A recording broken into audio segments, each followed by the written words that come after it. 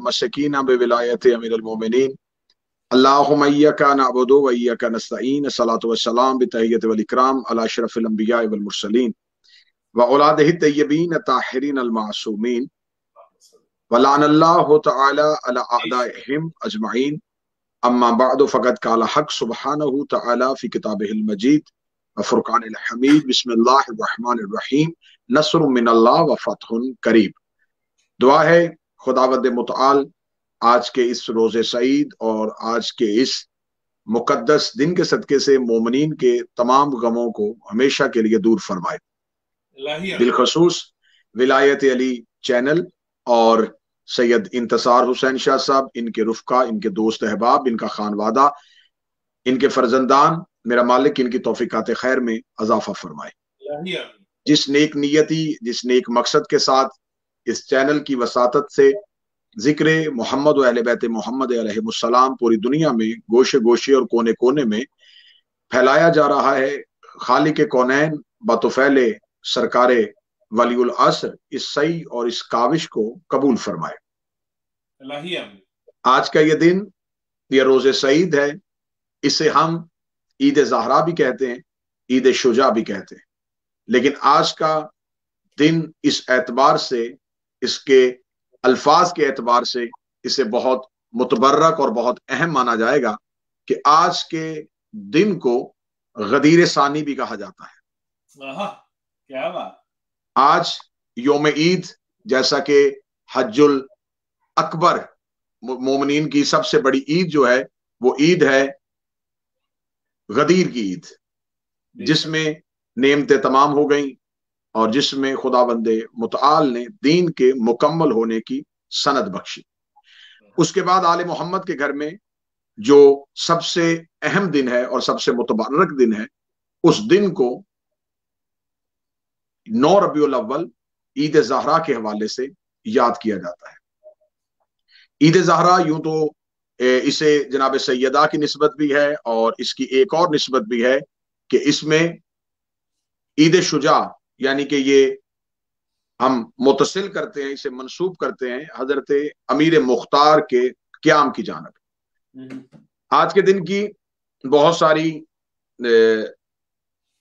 दुआएं और आज के दिन की बहुत सारी बरकतें और आज के दिन पे बहुत सारे मासूमीन की अहदीस मरवी हैं कि मासूमीन अलैहिमुस्सलाम ने आज के दिन को किस निस्बत और किस इज्जत और किस एहतराम का नाम दिया है।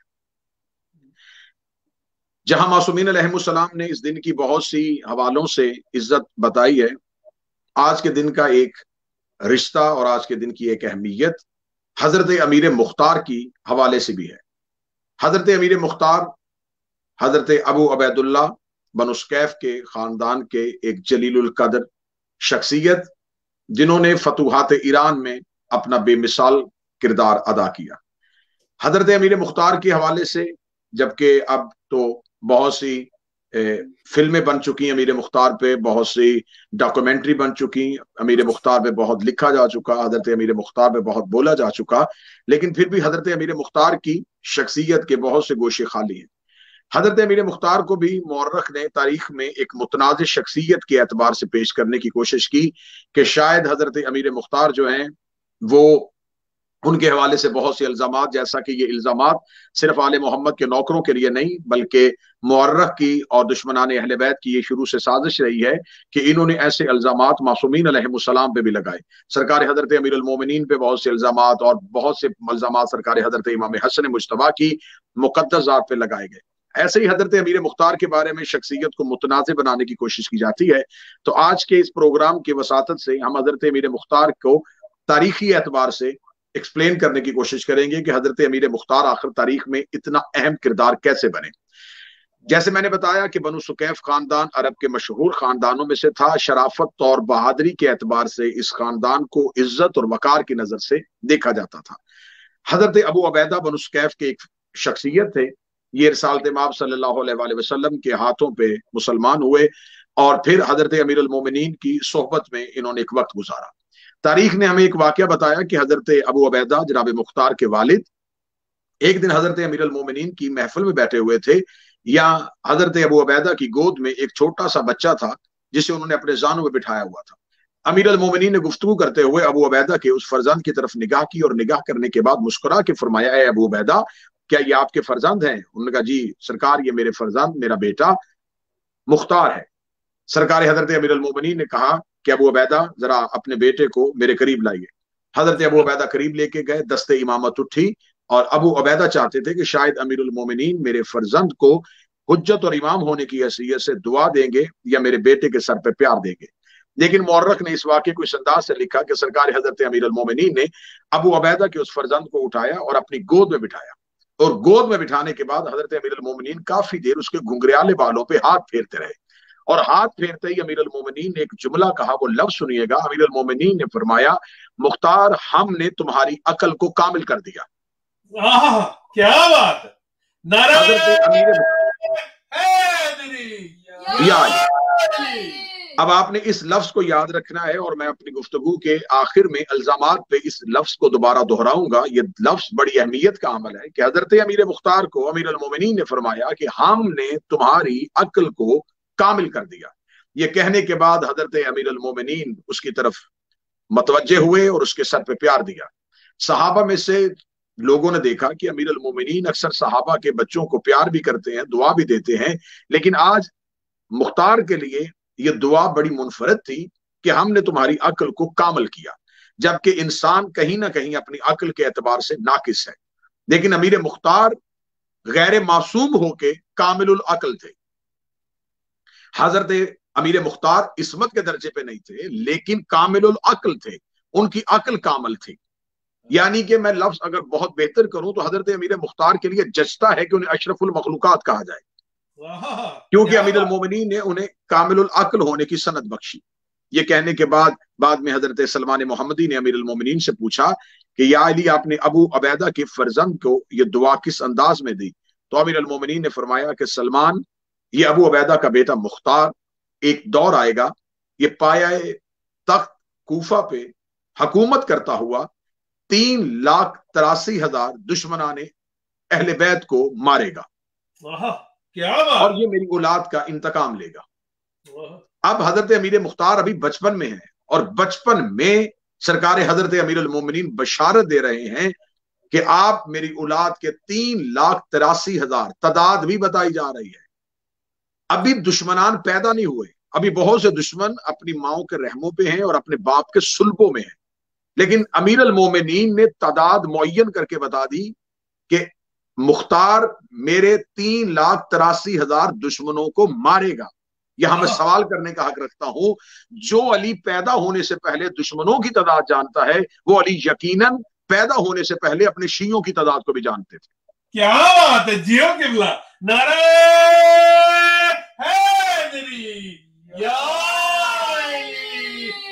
जिन्हें खबर थी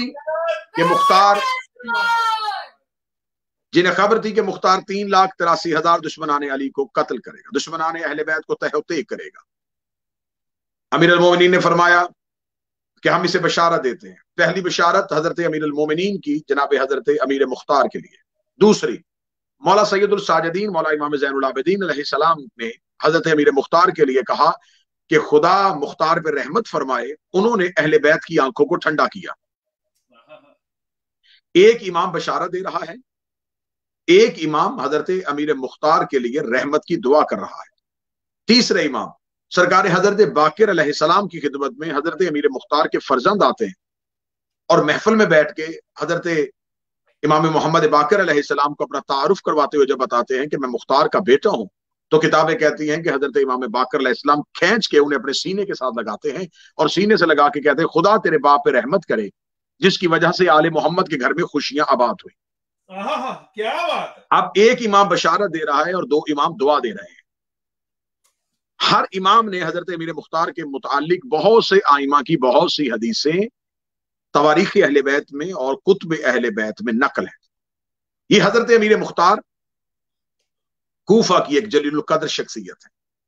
अब यहां पे 2 या 3 सवालात हैं जिनको मैं बहुत जल्दी निपटाना चाहूंगा। पहला सवाल यह है कि अगर हजरत अमीर मुख्तार कूफा में मौजूद थे, तो जब हजरत मुस्लिम बिन अकील कूफा में आए, उस वक्त हजरत अमीर मुख्तार कहां थे? दूसरा सवाल, جب کربلا میں حضرت امام حسین علیہ السلام نصرت کے لیے بلا رہے تھے تو اس وقت امیر مختار کہاں تھے؟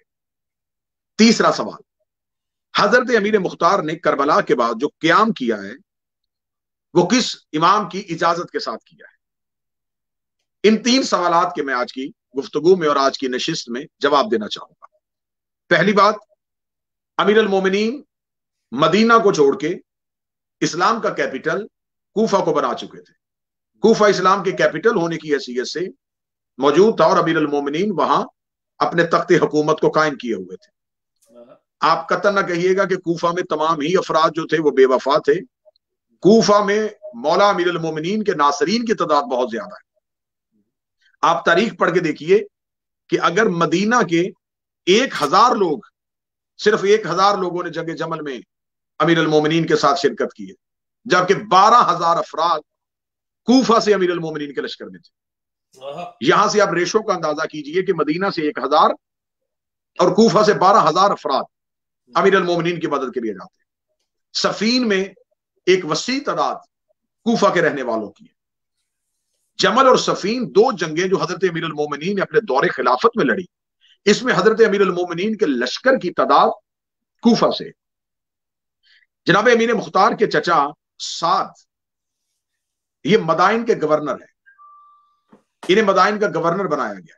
جناب امیر مختار مدائن میں رہتے تھے، کوفہ ان کا گھر تھا، کوفہ ان کی رہائش تھی، لیکن امیر مختار اپنے چچا کے ساتھ مدائن میں شفٹ ہو چکے تھے اور مدائن میں رہتے تھے۔ جب کوفہ میں امیر المومنین کے خلاف سازشوں کا مرکز بن گیا اور امیر المومنین کی شہادت کے بعد کوفہ نے حضرت امام حسن علیہ السلام کی نصرت سے ہاتھ پیچھے کر لیا۔ اس وجہ سے کیا کہ جمل اور صفین میں کوفہ کی اکثریت آل محمد کے ماننے والوں کی شہید ہو چکی تھی۔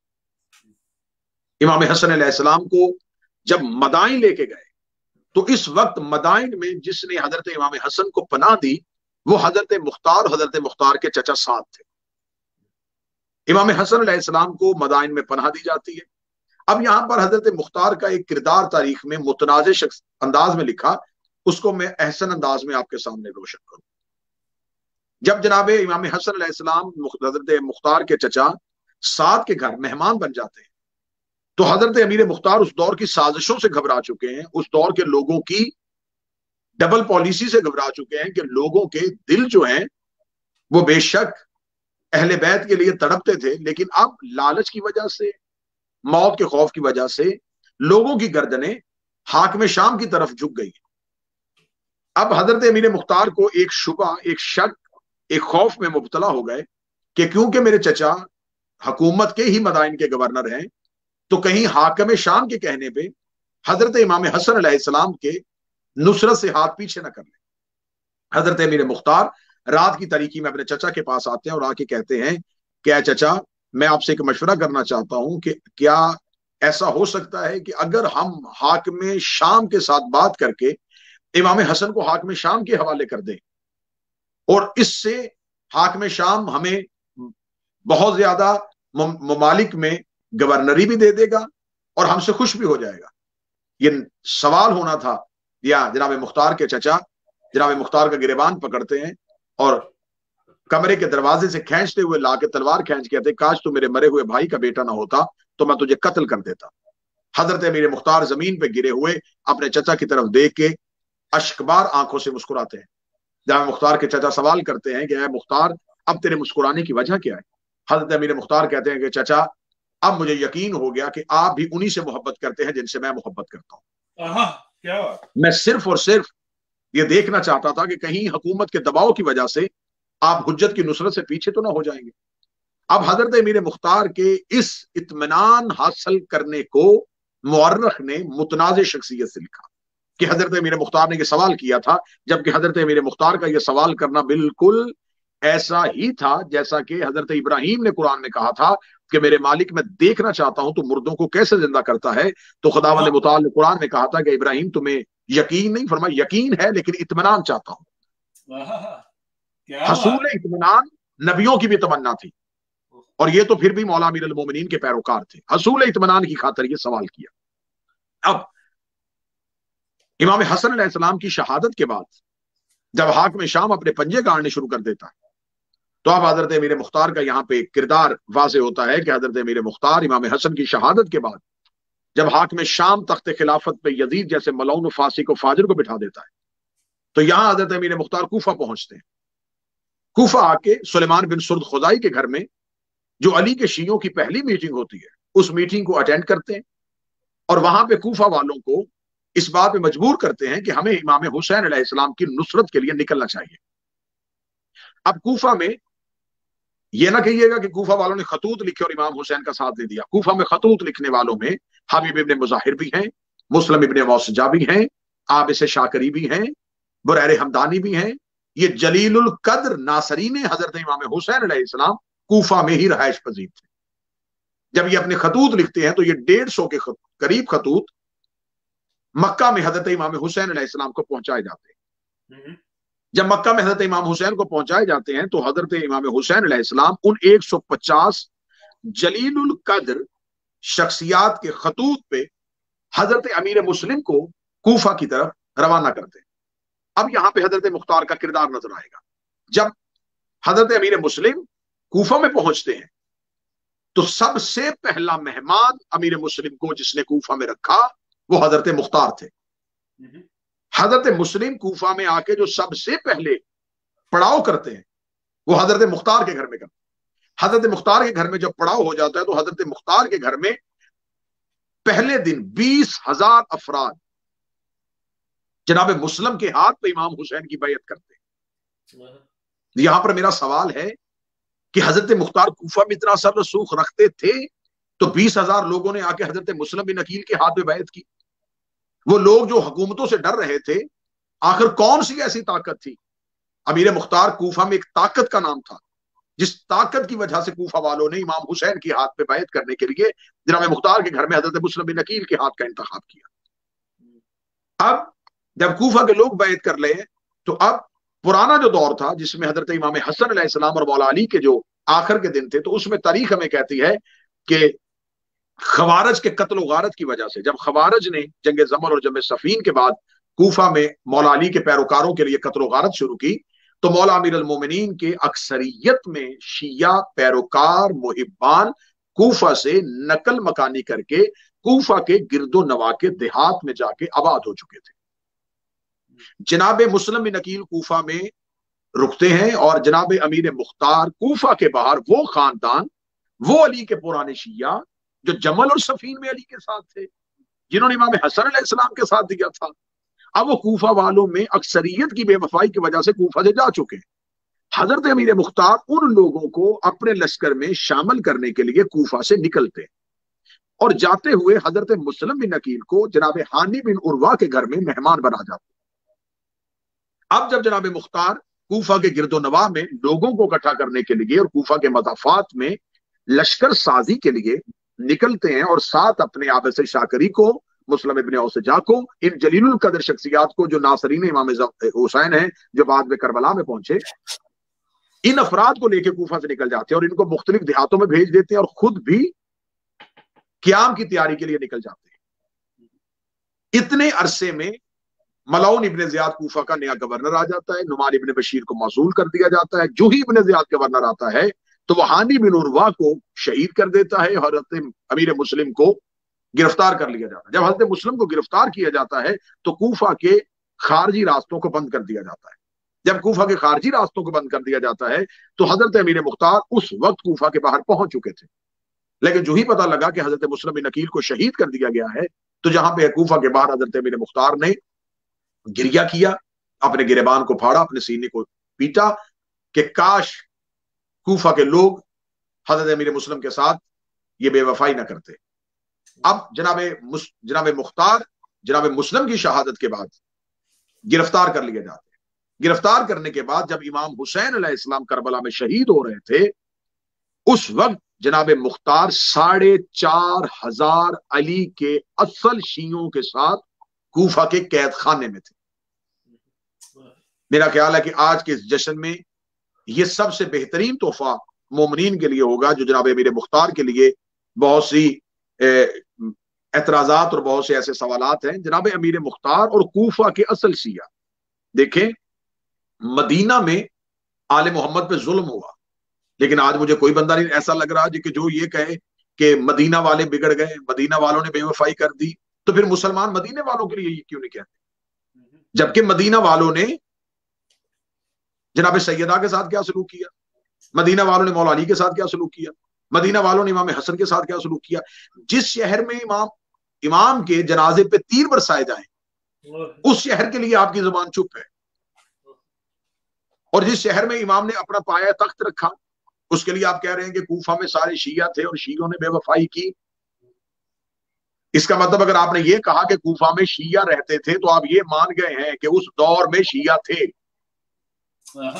کیا آپ یہ تسلیم کر گئے ہیں کہ مذہب شیعہ بعد کی ایجاد نہیں، مذہب شیعہ موجود تھا۔ تو اگر کوفہ میں شیعہ تھے تو پھر آپ نے امام حسین کا ساتھ کیوں نہیں دیا؟ بہت خوب قبلہ، اگر قتل کرنے والے معاذ اللہ شیعہ تھے تو پھر آپ نے ساتھ کیوں نہیں دیا؟ جبکہ زمانہ سارا جانتا ہے کہ قاتلان حسین کا مذہب کیا تھا۔ یزید کس کا بیٹا تھا؟ جو لشکر یزید کا سپہ سالار تھا عمر ابن سعد، یہ کس کا بیٹا تھا؟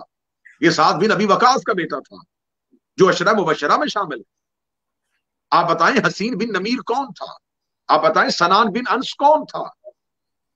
یہ جو کربلا میں قاتلان امام حسین علیہ السلام ہیں ان کے باپ کون تھے؟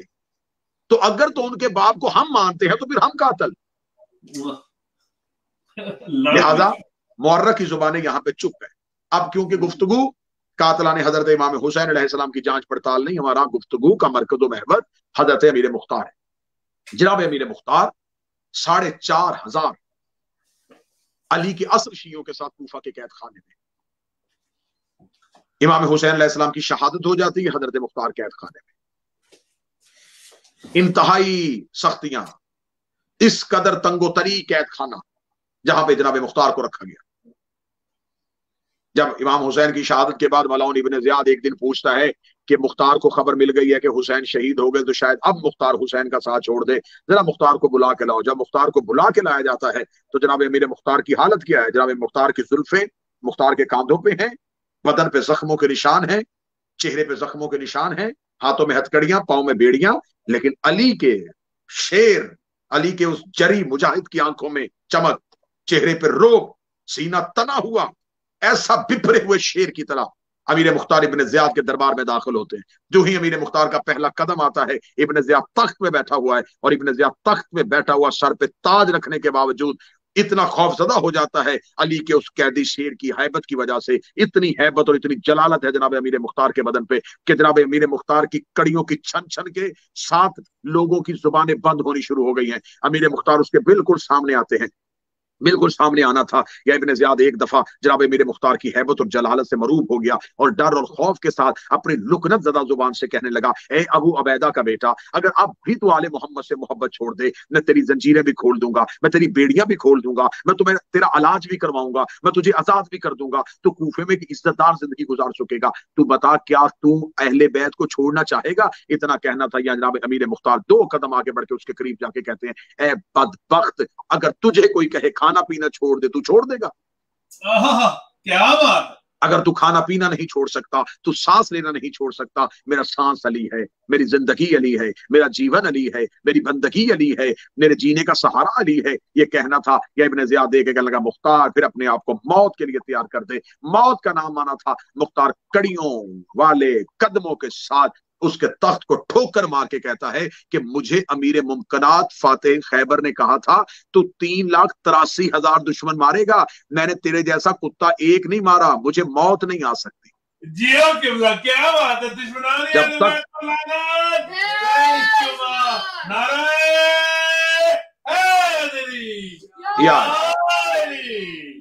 اب جناب امیر مختار قیام کرتے ہو، جناب امیر مختار کا قیام اتنا زبردست ہے۔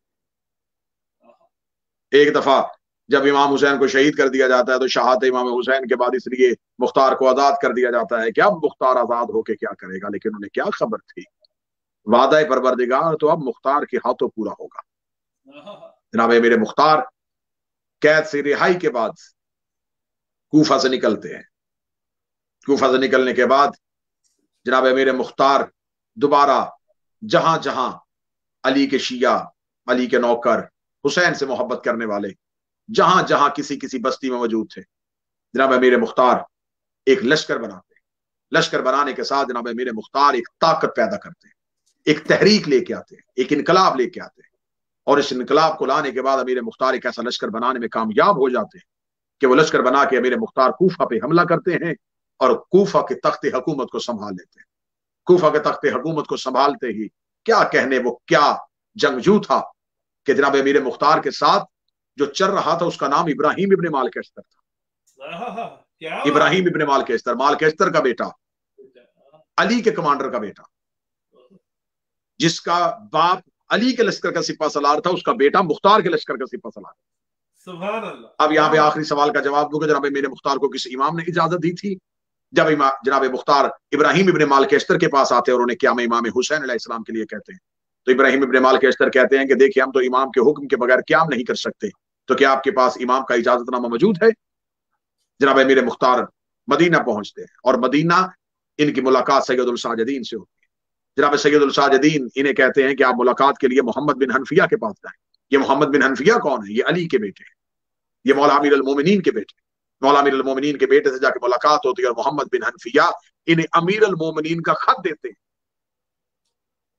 जिस खत में कातलों के नाम लिखे हुए हैं। क्या बात है, जियो किबला। वो खतूत देते हैं। वो खत लेने के बाद अब यहाँ पे जो मैंने सवाल कहा था कि मैं जुमले आखिर में आके दोहराऊंगा, अब लोग कहते हैं कि अमीर मुख्तार थे, अमीर मुख्तार ने नबूवत का दावा किया हुआ था। अमीर मुख्तार देखें क्यों कहते हैं नबूवत का दावा किया हुआ? इमाम हुसैन अलैहिस्सलाम को शहीद करने वाले 50 या 100 नहीं, लाखों में थे।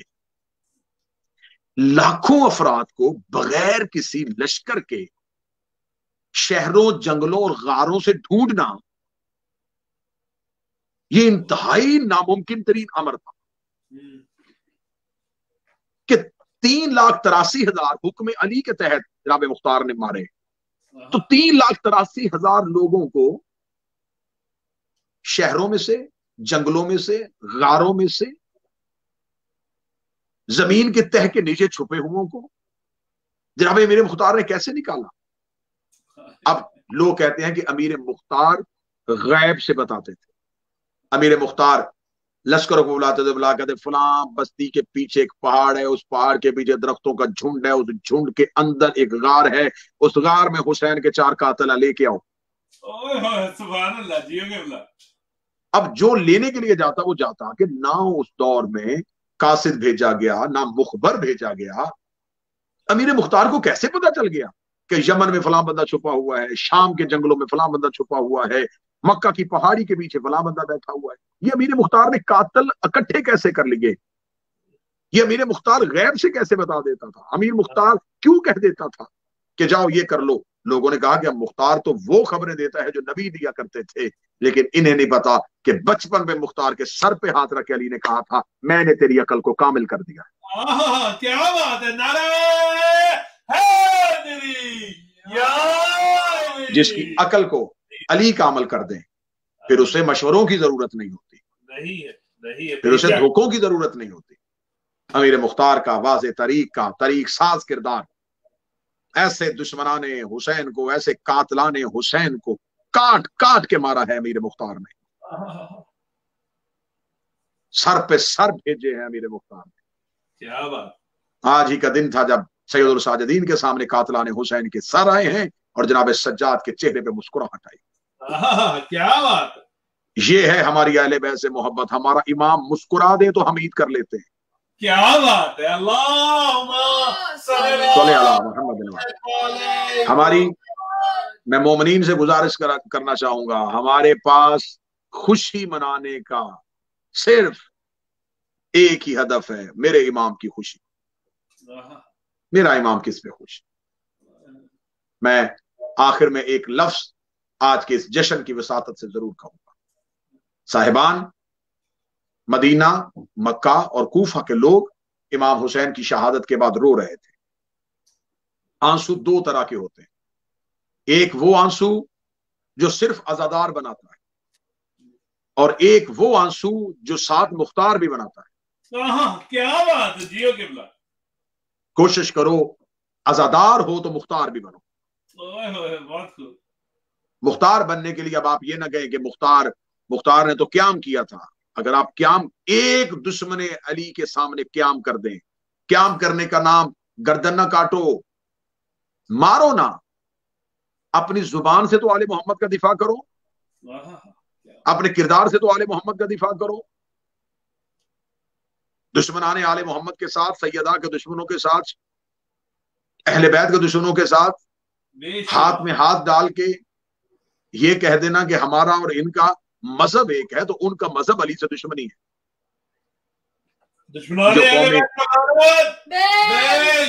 जो कौमें अपने आइमा के साथ मुखलस हो जाती हैं वो कभी भी दुनिया में परेशान नहीं होती। खुदावंद मुताल हमें अपने इमाम के साथ मुखलस होने की तौफीक अता फरमाए, हमें जनाब मुख्तार के तुर्क पे चलने की, तरीक पे चलने की तौफीक अता फरमाए। मेरा मालिक हमें क्याम करने की तौफीक अता फरमाए। मेरा मौला हमें वो जुर्रत, वो ताकत दे कि हम दुश्मनाने अहले बैत के सामने अपने मजहब अहले बैत का दिफा कर सके। मौला आपका मेरा हामी और नासर हो। जहां जहां इस दुनिया में इस जश्न को देखा और सुना जा रहा है, शहजादी कौनैन आपकी तौफीकात में अजाफा फरमाए। देखने वालों को, सुनने वालों को, इंतजाम करने वालों को, बिलखसूस बरादर अकबर, मेरे इंतहाई मौला के अजादार, मौला के हुबदार भाई, और जिन्हें मैं आज जनाब ईद सैयदा पे, ईद ज़हरा पे, ईद शुजा पे मैं ऐलान करता हूं कि इंतजार शाह साहब को मैंने हमेशा बड़े भाई का दर्जा दिया है, और खुदावंद मुताल इनका साथ हमारे साथ हमेशा सलामत रखे, इनका साया हमारे साथ हमेशा सलामत रखे। और इस चैनल के थ्रू, इस चैनल की वसातत से, इस चैनल के सहरा में हम मोहब्बत अहले महद मोहम्मद अलैहिस्सलाम का दफा करते रहें और दुश्मनाने आले मोहम्मद का हर दौर में, हर जगह पे मुकाबला करते रहें। अला लानतुल्लाहि अलल कौमिज़ ज़ालिमीन। अल्लाहुम्मा सल्लि अला मुहम्मदिन व आलि मुहम्मद। अल्लाहुम्मा सल्लि अला मुहम्मदिन व आलि मुहम्मद। ये वो